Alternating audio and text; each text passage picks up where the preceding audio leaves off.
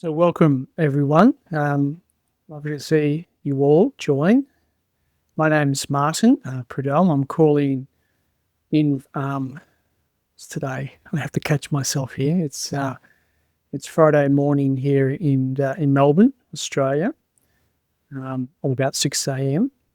And just to acknowledge that I'm sitting on the lands of the Wurundjeri people of the Kulin Nation, the never ceded lands. The Indigenous peoples here in Australia who have lived on this land and cared for this land for more than 80,000 years, and that we still benefit from that care of the land. So welcome. So there's myself, Geoff and Koho and Edis, and we'll get to introduce the seat holders of the Zen Peacemaker Order. And then what we'll do is share a letter that explains the Zen Peacemaker Order formation training that is of interest to you coming today, and give you an opportunity to ask questions or clarify any of that information in that letter. And that will be for about 20 minutes or so. And then we'll finish off with some testimony conversations. That'll be a group conversation, myself, Sandy, who's here from Canada, who's in Cohort 2, and Alan from the US in Cohort 3. But it would be really helpful just to get a sense of who's here and where from, because we are a global community. Can I just have, and I try not to use chat very often, but can I just have a show of hands, using your hands, people from Europe? Anyone from Europe here? Great. Thank you. Right, so that's late in the evening there. And people from Brazil. Anyone from Brazil? Welcome. Oops. Yeah. We do have anyone from Brazil? Okay. And just where you're located now at the moment. Anyone from Australia and New Zealand? Chance. Okay. And then from the US, United States. Right, thank you. Welcome. Canada. Great. Welcome.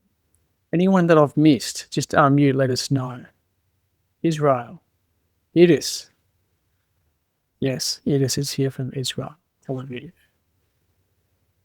Great. Okay. All right. Well, let's join in. And start with introductions. So Koho, can I just have you introduce yourself? As so the structure of ZPO is that we have 5 people who are seat holders. We have kind of coordinate, oversee the formation program, come as volunteers. They volunteer their time to the Zen Peacemaker Order movement, and which is all about generating an expanding community across the world of bringing in social action engagement to the world, peacemaking, particularly through the 3 tenets. And so the structure is Koho and Justo Joe, who's not here joining us today. They are the co-spiritual leaders of the order. So Koho, can I have you unmute and introduce yourself there from Switzerland? Thanks, Martin. He lives around a lot, so let's just see where he is. Over to you.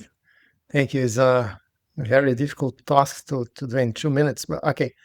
My name is Koho, Dharma name. I'm a Soto Zen ordained monk in Japan. I'm a Brazilian living in Switzerland in the last 18 years. So my first contact with Zen Peacemakers was in 2000 and 2010. Then I did my first street retreat and also Auschwitz-Birkenau.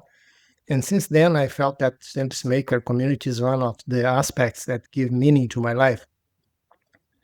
Why? Because it's a community, the sense of having something in common, people that are longing and doing something for peace, beyond borders, beyond the any kind of discrimination. So we have an unity, and this is like a magic aspect in our world right now. As Martin said, I'm playing this role of co-spiritual director of the Zen Peacemaker Order, also part of the board. And every year I'm the Buddhist officiant in Auschwitz-Birkenau. And I did many retreats in many big cities in this world, and Brazil, specifically in São Paulo and Rio. So it's just wonderful to have you here. I hope that we can walk together and soon we can become old friends, new old friends. And this is very important, because friendship is the only relationship that must be reciprocal. So I hope that we can build this bridge between us wherever we are, and just being a human being and believing and doing something for peace. Welcome, really count on me. My feeling is that our importance in this order, in this community, is proportional how much we serve. So this is my introduction. And always I apologize for my Brazilian English, but I try to do my best. And I'm sure that you understand me and we can walk together for the next years. Thank you so much. Thanks, Martin. And again, Thank you. thanks Geoff and Iris and Jutsujo. We are walking together in the last years, and also our ancestors that brought us until this point. Thank you very much. Thank you, Koho. And I could listen to your Brazilian accent all day through enjoy. It is. And I ask you to introduce yourself.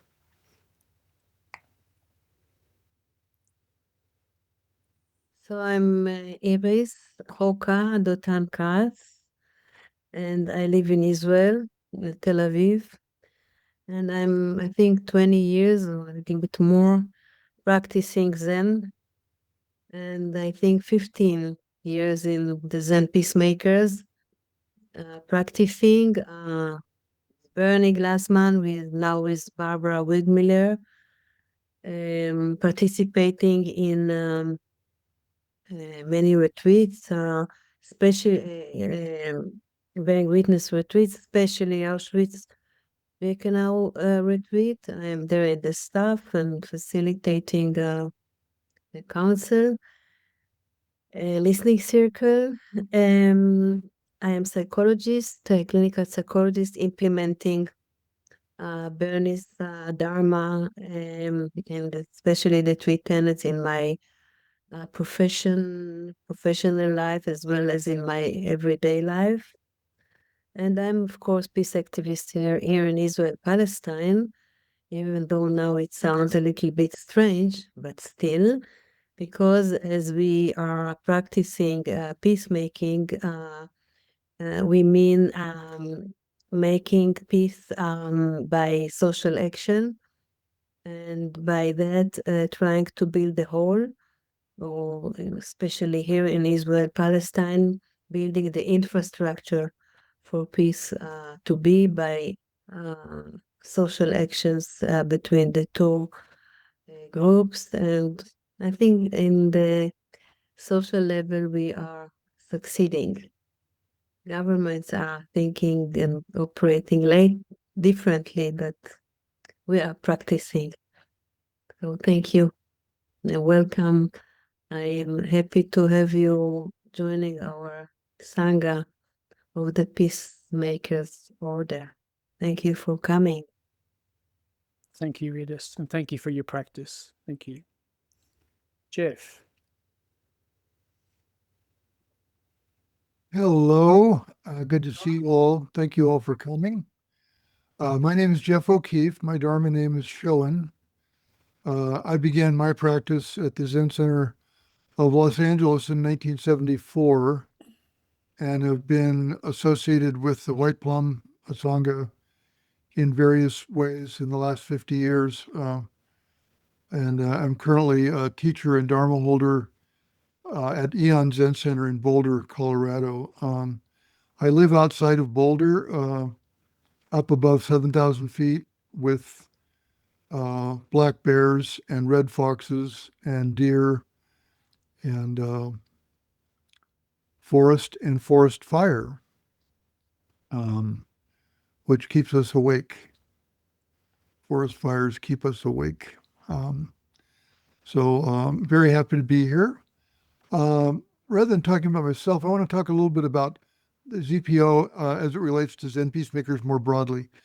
Zen Peacemakers is really the umbrella organization. Zen Peacemakers is a few more than 6,000 people in over 20 countries around the world, and the barrier to entry to Zen Peacemakers is invisible. Anyone really who is interested in relieving suffering through social action that's based in contemplation is welcome to join Zen Peacemakers. And we are non-denominational. We're not even Buddhist necessarily by intention. We have all kinds of spiritual practitioners as part of Zen Peacemakers. The Zen Peacemaker Order is really the spiritual core or heart of that organization. It exists within the broader Zen Peacemakers. It's been around for 30 years or so, founded by Jishu Holmes and Bernie Glassman. And Zen Peacemaker Order, by comparison, I believe today there are probably about 300 members. And this includes 100 who have recently completed this training that we're going to talk to you about today over the last few years, plus all of the teachers and veteran Zen Peacemaker members from the past 30 years who've been with us all this time. And we really have a rich community of elders to draw wisdom and teaching and friendship and guidance from. I'm also the doorman, so hang on just a minute. I'll let Esther in. We do our best to have those elder teachers who are very busy be engaged in our trainings with ZPO. So hopefully that gives you kind of a really quick context for what this is. And I'll stop there, Martin. Thank you very much. Thank you, Geoff. And thank you for holding all that vastness of ZPI, ZPO, only with 2 arms and 10 fingers. So I imagine you with many arms doing all the work that you do in there from the office. So thanks very much. So my name is Martin. I'm firstly a father of 2 young daughters, husband here in Melbourne, which is urban. I live 8 kilometres away from the heart of Melbourne. I love my city. It's very multicultural. I'm a migrant from my parents came to Australia and were given the opportunity to land here in 1960 after a boat of 30 days to come to Australia and live in northern Italy in the mountains, and given an opportunity of prosperity, which I was fortunate to receive. And I've always been of interest. My spiritual roots tradition is Catholicism, and in my early days was always called to service, and spent 8 years in the seminary with a Catholic order that was focused and devoted to young people, disenfranchised young people.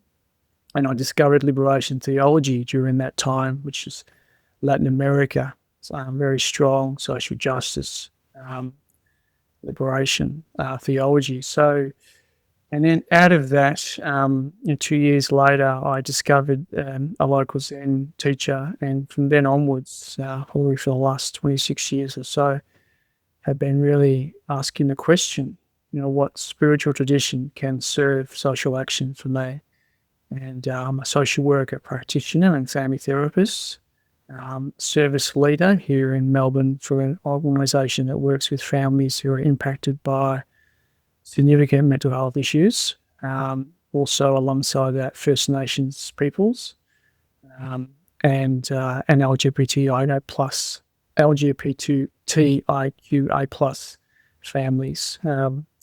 So I'm very enriched by joining the Zen Peacemaker Order after taking Jukai for a second time. First time was here locally with the Diamond Sangha under the Peace Fellowship movement.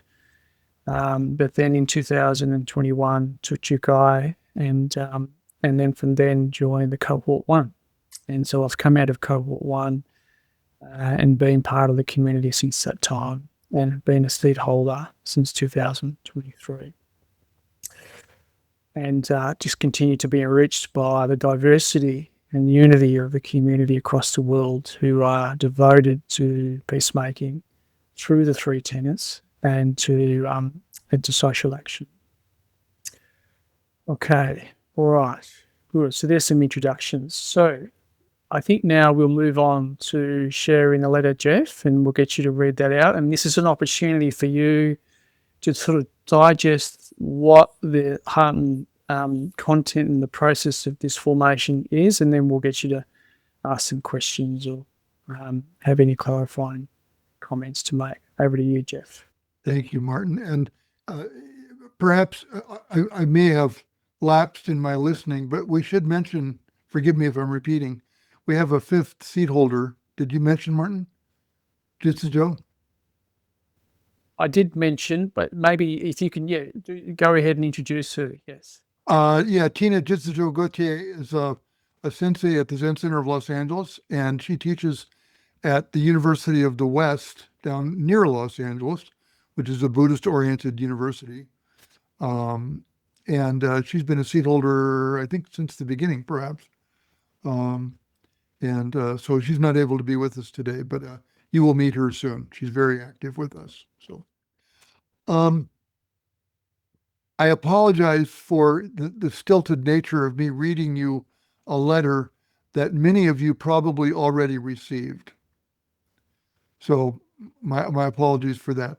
But we want to make sure we cover things comprehensively. This won't be but just a few minutes here.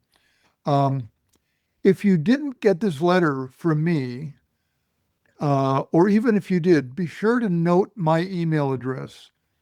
It's Geoff at zenpeacemakers.org. And Geoff is Geoff, Geoff at zenpeacemakers.org. If you didn't get the letter, send me an email and I'll just turn it around to you so you have a copy for reference, okay? So the Zen Peacemaker Order is the home for the Zen Peacemaker teachings established by the founding teachers, Bernie Glassman and Jishu Holmes, and other founding teachers in Europe and the U.S. The Zen Peacemaker Order is dedicated to training and supporting those living a committed life aligned with the vision and teachings of the Zen Peacemakers and the three tenets of not knowing, bearing witness, and taking loving action based in not knowing and bearing witness. Get used to hearing a lot about that, meaning every single time we meet, we will talk about that. Zen Peacemaker Order and the three tenets are skillful means, or upaya, that were created by Bernie and Jishu as an expression of their vows to live an awakened life and alleviate suffering, a culmination of 2,500 years of direct transmission by committed practitioners, teacher to student, across generations and continents, reaching all the way back to Shakyamuni Buddha, the Indian master Siddhartha Gautama. The current Zen Peacemaker Order formation program began in 2021. It had really was not as well organized at the time, and we spent hours and hours and hours really designing and putting this together. With 3 student cohorts having completed that formation so far and entering the Zen Peacemaker Order. Our next formation, as you must know by now, begins Friday, March 6th. Friday, March 6th, 2026. And again, if you're interested to see, I can send you the schedule for year 1, so you can see what that commitment looks like. Application for registration is open and it's linked in this letter. You can also get to it on the website by just going to the website under ZPO and just follow your way down. If I can find it, I promise you can find it. It's pretty easy. Your application is subject to approval by the 4 of us and Jitsu Joe. A monthly donation is requested. It's on a sliding scale in US dollars from $20 to $75 a month. But we are, and I want to say this very carefully, we are committed to anyone who wants to participate will be able to do so. So we don't want a monthly membership to be to inhibit that at all. Nobody will be turned away if unable to contribute. The training program lasts, I got to update this language, 16 months, and it's comprised of 9 modules conducted all on Zoom that are based on these topics. And each of the 9 modules, Koho, has 5 class meetings on Zoom. From now on, yeah. Sorry?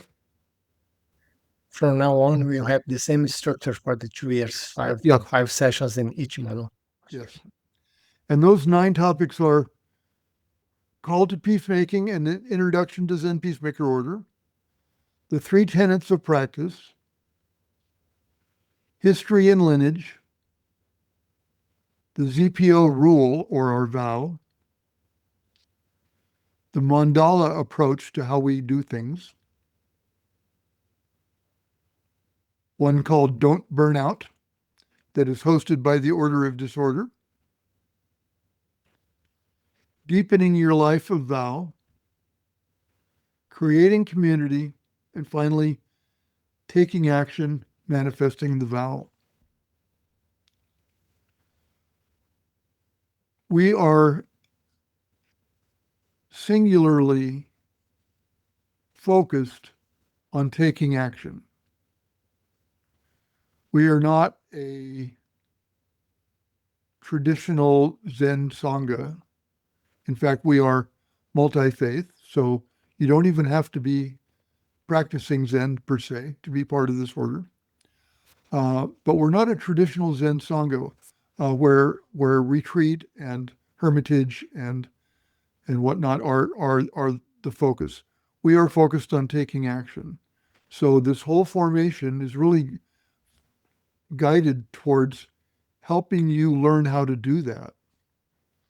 The program has a practical approach and applies ways and explores ways to apply Zen peacemaking to your daily life and within the context of your local communities.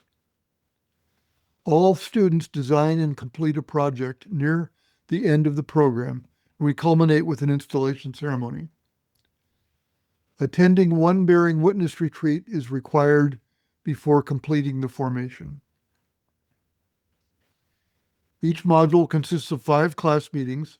Some of these are seminar style, some are small peer groups, some are council. Everyone is expected to engage and participate. Students are also invited to join a training group in council practice facilitation. Classes usually meet Fridays at around 3 or 4 p.m. U.S. Eastern Time. So you can calibrate that for where you are. Classes range from 1 hour to 90 minutes. In addition, we hold regular reflection on the rule, renewal of vows, and fire circle gatherings, and a social action incubator for the broader ZPO community. And all these events are also conducted on Zoom. We record all the seminars for the times you might miss a class. We do not, I'll tell you, we do not record peer group sessions or council. These are private. These are meant to be places where students are supported in it being confidential and them being able to speak frankly. The expectation is for a maximum of 80% live attendance, and we understand life happens to us and outside of these expectations. We encourage everyone to find a middle path that's not too strict, not too loose in your formation and commitment to Zen peacemaking. Modules are taught by Zen teachers and experienced senior Zen peacemakers. Students are expected to engage a strong sense of self-responsibility. And once again, in this letter, should you need it, there's a link for enrollment. Some of you I know have already been through the enrollment process or are in the middle of it. So thank you for that. And I thank you for listening. And back to you, Martin. Thank you, Geoff. Geoff, I wonder whether you could put that letter in the chat. Is that possible to I think so. just as an attachment? Otherwise, really open forum for questions, comments, reflections from any of you. We've got about 20 minutes or so. So over to you now. And know that your question is a question that many others will be asking too, or thinking of asking. So you can raise your hand, or you can use the electronic. Yes, Andrea. Hi, thank you. Could you say more about the project? Yeah, Koho is one of the teachers towards in the second year, and I think he teaches that particular module. Would you like to respond to that question? Yes, thanks for your question, Andrea. The main point is that we are like stepping in the footprints of our founders. So all this movement, all this community is based on action. So when we talk about project, it's not about to write a paper, it's to understand that you can make difference in your community, in your local, I would say, context. So throughout the formation, we receive some tools, I would say, sorry for this word, in order to realize that you are already ready to do something. And then it's about doing something. It's not about quantity, it's about the quality of your actions in this world making a difference. And I take the freedom to remember recently we lose the physical presence of Jane Goodall, and she told us that we will make a difference. It's in our responsibility to choose what kind of difference we will do. So the Zen Peacemaker communities will always to take the 3 tenets as the ground and to use this approach of 5 areas of human action to make the difference in your local context. I don't know if this answers your question, but it's about doing, to surrender yourself to generosity and real compassion, to realize that you can make the difference. And then our role here is to serve you, like sharing the tools that we are using these years that we receive from our teachers, like this. Thank you, Koho. Marcia. This is related, but I'm wondering if you could give a few examples off the top of your heads of the types of actions that different people are taking in their communities.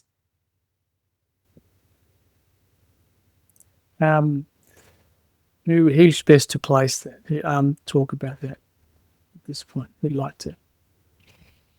I can speak from my perspective.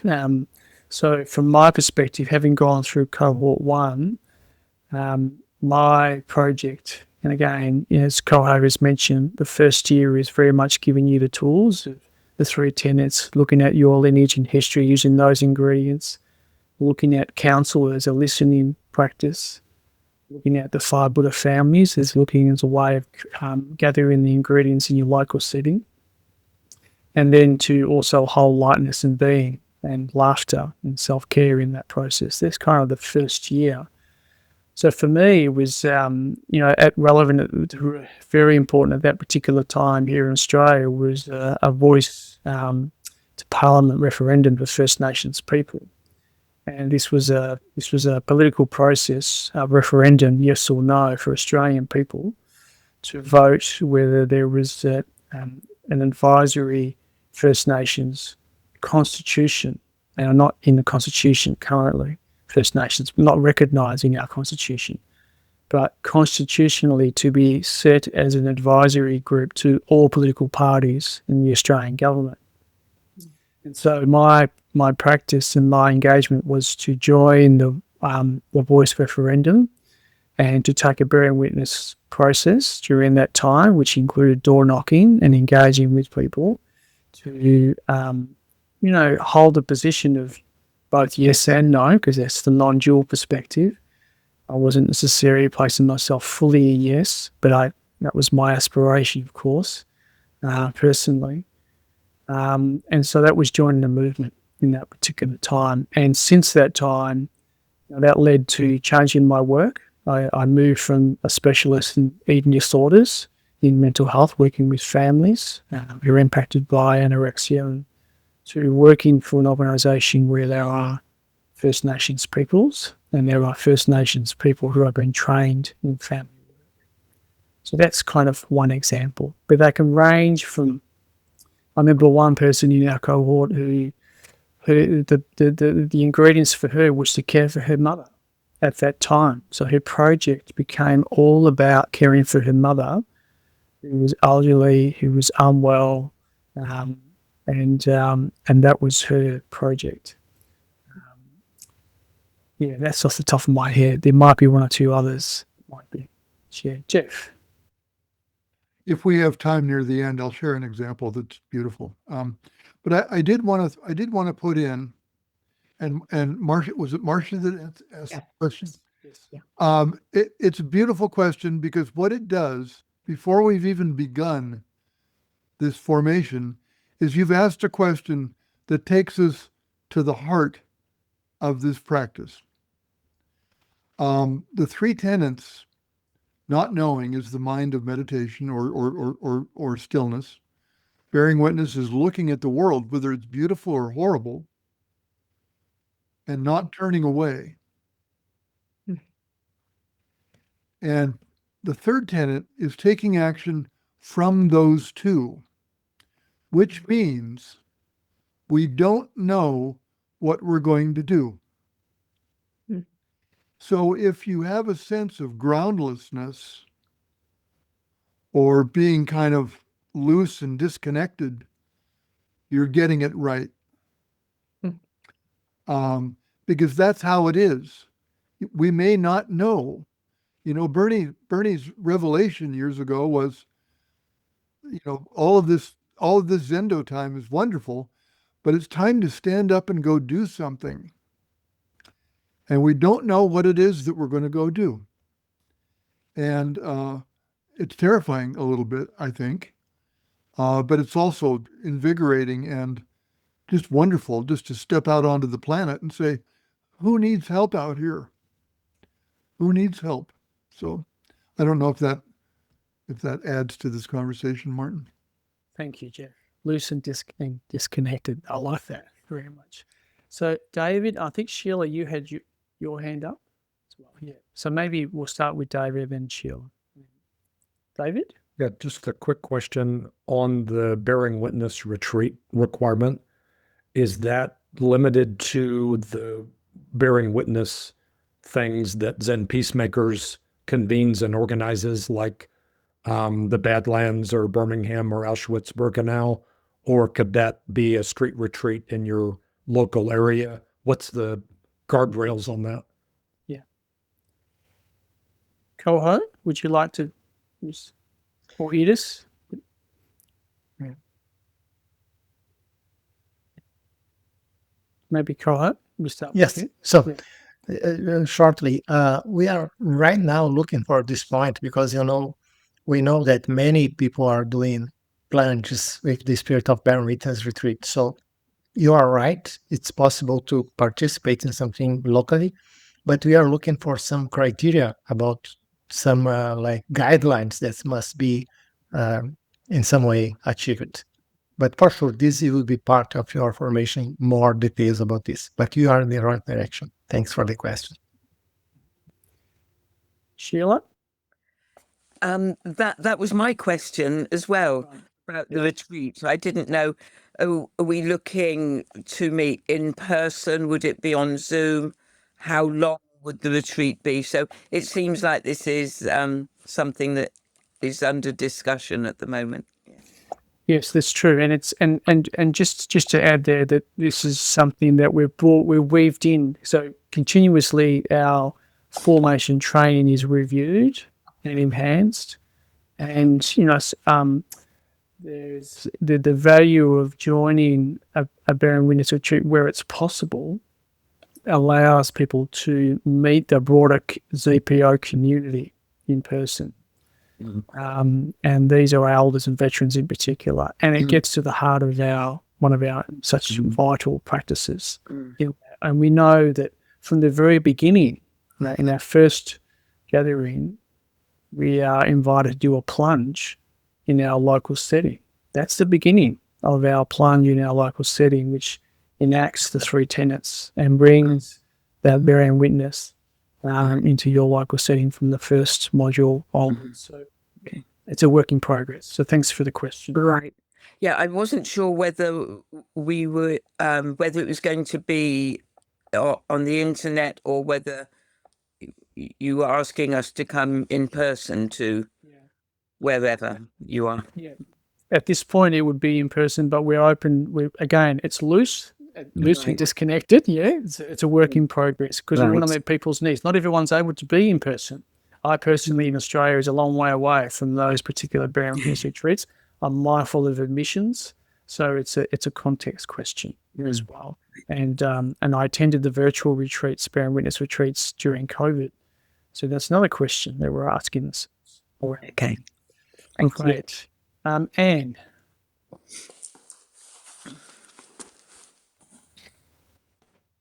Yes, I think yes. Yeah, thank you.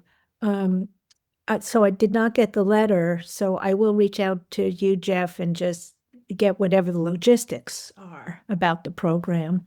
So, but I do have somewhat of a logistical question and then not. And one is, I'm just curious how many people are in this next cohort and on what basis do you, what criteria do you use to select who would be appropriate? Geoff, can I? Yeah. Yeah, we've just, Anne, good question. Thank you. And by the way, the letter is in the chat if you want to pull it out of the chat. We've just opened registration, and there's a handful of people who've applied and been accepted already. So it's just begun. The last cohort we started with maybe 36 or something like that. The one before we were in the early 30s. My memory's not so good. The first one I don't remember, 25 maybe, something like that. So they're about that size. Let's see. You asked about the letter. You asked about how big it was. Yeah, the criteria. The for criteria. accepting people. Yeah. As I said, you don't need to be a practicing Buddhist. We do look for people who have a contemplative practice in some tradition or another tradition. We look for people who ideally are somewhat engaged in social action, engaged social action, or who really are desirous of doing so and demonstrate that. All ages, all ethnicities, all nationalities, all abilities, all orientations. We're looking for people who are sincere about learning how to do this and how to step out into the world and help relieve suffering, because there's plenty of that to go around. And so, thank you. You sort of are answering my other question. Is I am a dedicated practitioner in the Soto Zen Sangha, and I really have been looking for what is mine to do uniquely based on my skills, my contribution. So I know I'm very interested. I have a very close friend who just was installed in the last cohort, attended 2 of the retreats. Oh, wow. Yeah. Actually, she's about to do another one. But she had a lot of clarity about where she wanted to serve. I don't. So would it be appropriate to use the program? This is where don't know really comes in handy. Yes. Kind of, I feel very open to the spirit of exploration in terms of what's authentically mine to do. So that's what I'm curious. Coho is giving the thumbs up. I'm joining in Coho. So, and it's in fact, we would want certainly my experience was we would want everyone to come with that sense Ah, of Okay. being totally open to the possibility of where this, and people have Yeah. done that and they've gone in directions they would not have imagined. So by all means. yes. Perfect. Thank you. We have 4 minutes or so left, Deborah. Thank you so much for putting this together. I wonder if you could talk a little bit more about perhaps a theory of change. I appreciate the idea that we don't know, but I'm also wondering if you could talk about a difference between approaches to individual action in people's communities versus building collective action, systems change, so forth, if there's any sort of guiding principles on that. Edith, I'm wondering whether you would like to share your wisdoms on that question. So I will give a very simple example of my life and my social action.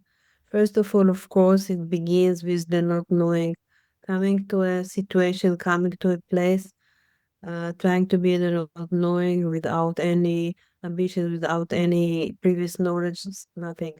Be there. Then bearing witness to the situation, our feelings, what is around, and then something is arising in ourselves.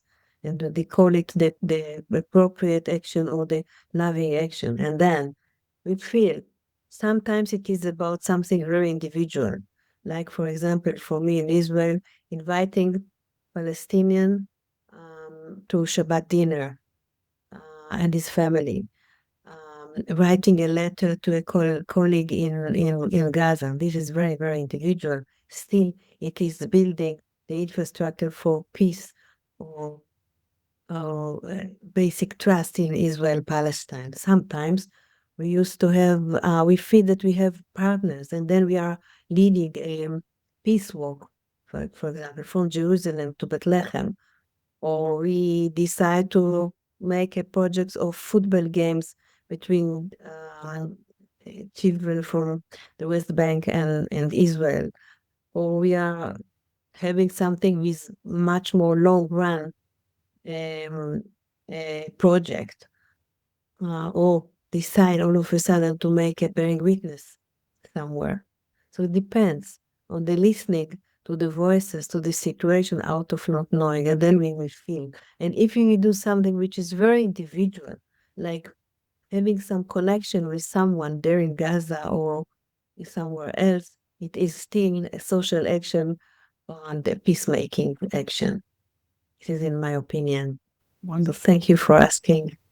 Thank you, Edith. And Edith is the leader of the Social Action Incubator Group, which sits outside the formation and is there for alumni and students who are also going through the training. So it's a very interesting group that comes together to talk about the heart of social action. Gillian, and I think this might need to be the final question, and then we'll just move into a short testimony from some students, alumni. Yes, thank you. Jillian is how you say my name. Sorry. That's all right. Apologies, Gillian. I have a question about bearing witness to nature. Mm-hmm.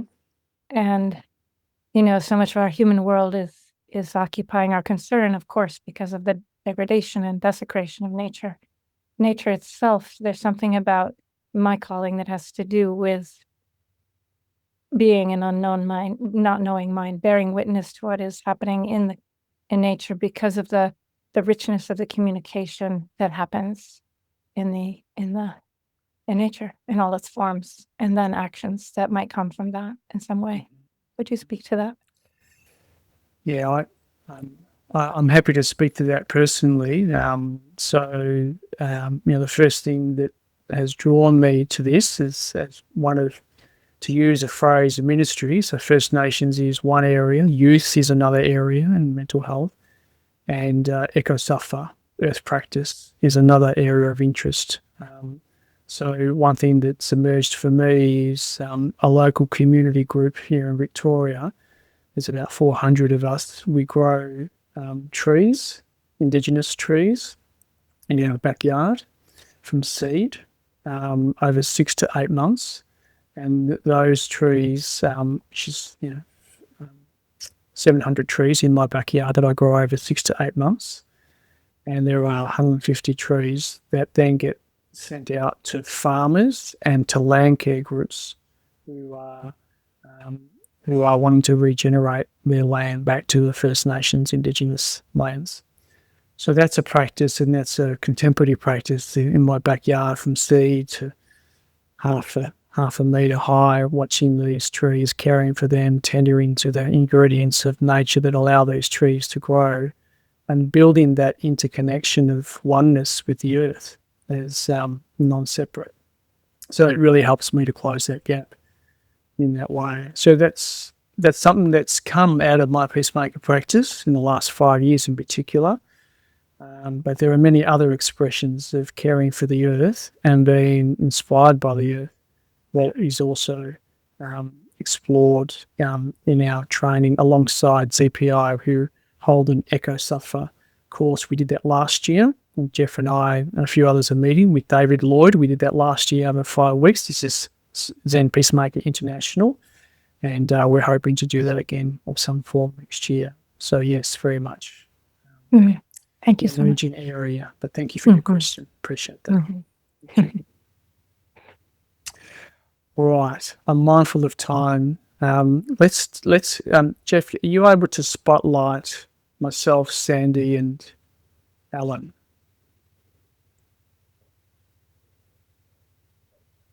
Great. Just a bit closer, the three of us. I can only see myself. Can you see Sandy?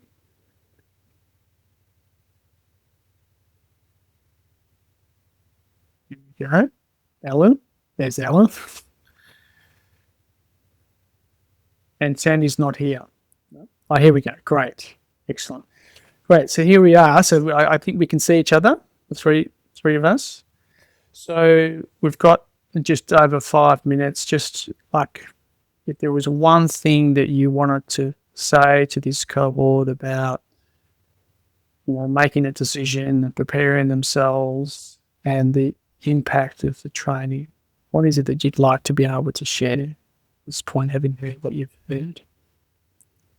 And introduce yourself in terms of where you are in the cohort, perhaps. Who'd like to start? I'll jump right in. Thank you, Sandy. Hello, everyone. My name is Sandy, and I live in Port Sydney, Ontario, Canada. I live in the woods and on the shore of the Muskoka River. And I was in Cohort 2, and I continued to be involved in the facilitator, mentoring, and ongoing training with council practice.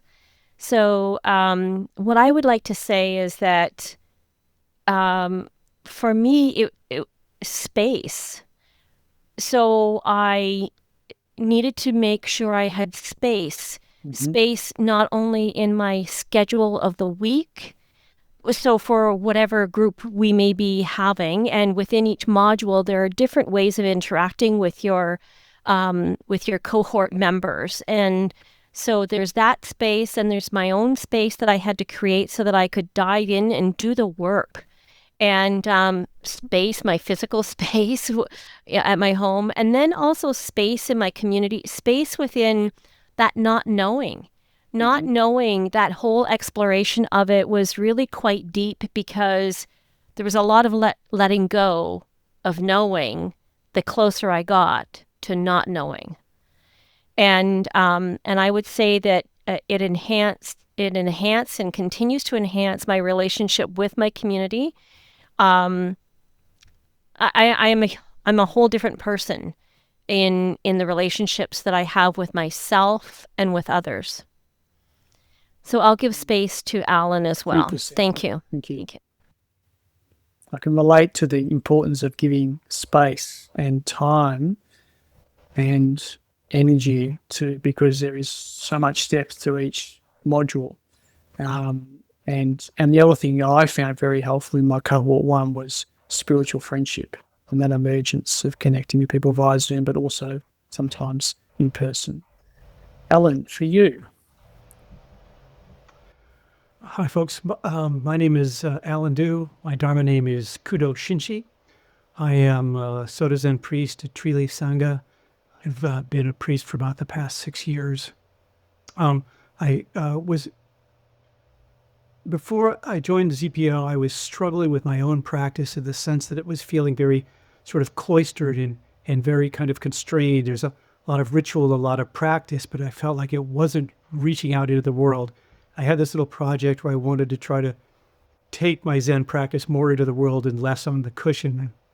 I had a friend who said, hey, there's this thing called ZPO. We should check it out. So I did, and here I am. And it's really been one of the most wonderful experiences for me, particularly the 3 tenets that really reframed how I viewed the world. And it's really funny because they've been little seeds, and I can see the other priests at Tree Leaf starting to talk about not knowing and bearing witness and taking action. Even though they haven't been through the process, those ideas are like very contagious and very powerful. And I just want to say 2 other things. One is I'm a person who likes to have, little checklists that I can check off. So, okay, here I am, and I've gone through these, and I'm done, and everything's going forward. And I'd encourage you not to approach this that way, right? Just, what advice would I give? My advice would be just show up with an open heart, with a generous heart, and it will take you someplace. And so the last thing I want to say is just to kind of riff off of what Geoff said. One of the expressions that I use all the time is from Thich Nhat Hanh, who said, when conditions are sufficient, things arise. That seems pretty simple, but the ZPO experience is about they're curating your conditions, right? They're setting this thing up. And so wherever you end up, what is your project going to be? Well, that's going to manifest as you go through this. And you don't need to worry about it. It will happen. And just trust in the process, and it will take you to that place. And it was one of the things that I was worried about. And lo and behold, things work out, and it'll just come. So that's kind of my advice for today. Thank you. And I guess I just want to also add that, and I think you both talked to it, that it took me a while to recognize that this wasn't a tick box of doing a program or a course. That actually what we're doing is joining a movement. We're joining an order, and the process of that is the formation process. And we're joining an expanding community across the world that is bringing the 3 tenets and peacemaking. And that's been significant to come to that realization out of vow, because we talk a lot about vow in our training, that this is coming out of a personal vow as well as a Zen Peacemaker Order rule. So I wonder if there was just a minute of talking to that. Is there sort of a feeling of what it means to join the Zen Peacemaker Order for you?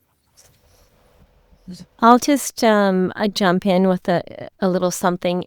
What came to mind for me as you were speaking was that even the opportunity for me not only to witness the shift within myself, but my cohort members, like it was there, it gets very emotional that to witness someone coming into, a settling, finding their ground, really, really getting it is quite beautiful. And so that's quite satisfying and enriching. Thank you. That speaks to collective Alan, collective. Alan, any final words? Yeah, kind of piggybacking on what Sandy said, one of the things that was really amazing to me was it was just how great the people were. And, Martin, you talked about, we're joining the order, but the thing about it to me that's been also just fantastic is you're not joining something so everybody comes to the same path and does the same thing. You come into an organization that helps you to spread your wings and see where your mission is and where your path is. And everybody's kind of on this journey together, but it's not the same journey. And that was kind of the cool thing to me, right? What people ended up doing was just all different kinds of wonderful, fantastic things, but it wasn't the same thing. You don't learn to do a thing. You learn to take an approach or a way of interacting with the world. And that's the thing that I really took away. Thank you. All right, I think we've run out of time, so we'll leave it there. But thank you very much for your time, Geoff. Martin, I know we're out of time. Can Yes. I take the spotlights off Yes, here? we can do that. Let's bring us all back to the circle.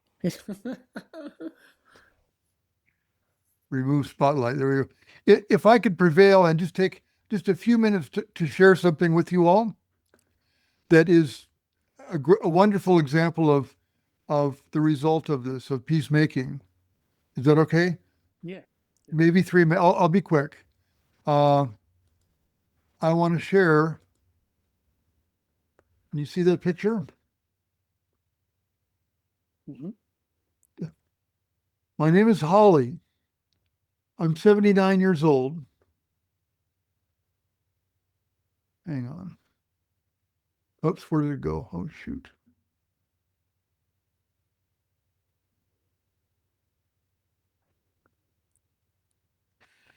Oh, I'm blowing this. I'm 79 years.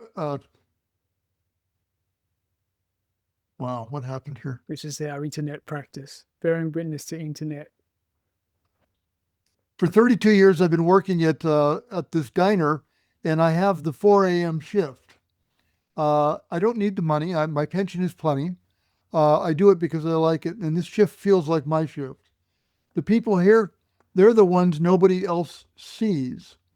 Every Tuesday at 5:15, a boy in a stained T-shirt sits at booth number 3. He's 12, maybe 13.